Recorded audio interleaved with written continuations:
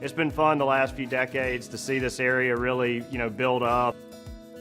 We've got more tailwinds than we've ever had, from the standpoint of real organic, natural, inherent population growth. With that growth comes the need not just for infrastructure, but for highly skilled employees. Probably a 30 or 40% growth in the labor market need in healthcare. I think what we're starting to recognize is everybody doesn't want to go to college, but they do want to be able to get into a job where there's some longevity and an opportunity to make some good money. It's very important to us to figure out the labor piece. It remains to be one of our biggest challenges day in and day out is how do you find those skilled, talented, motivated people to go get out in the field and go make these things happen. And if our community wants to become all it's capable of becoming, we're kidding ourselves if we didn't have an investment like we're making in Baldwin Prep.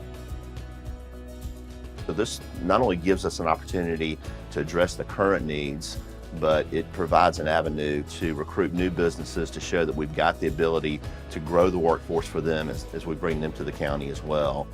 At the end of the day, I think what good would look like is that we're able to meet the needs of not just this facility, but also the community, but then also the actual students who would take part in the curriculums that would be allowed to come in, whether it's a co-op, a summer intern, or either a permanent job. There's going to be a pipeline or a pathway for them to come into the organization ready to hit the ground running. Without Baldwin Prep here to go produce the talented and extremely qualified students that are going to be coming out that immediately can enter our workforce, I think we'd be kidding ourselves to think as a community we're going to be able to go produce at the caliber we need to maintain that quality of life and keep advancing the ball further and further down the field to become that community that everybody really looks to as the model of growth the right way and where everybody wants to call home and where all of us who've been in Baldwin County for decades can say, this is still the area we're extremely proud to get to live and raise our families and work day in and day out.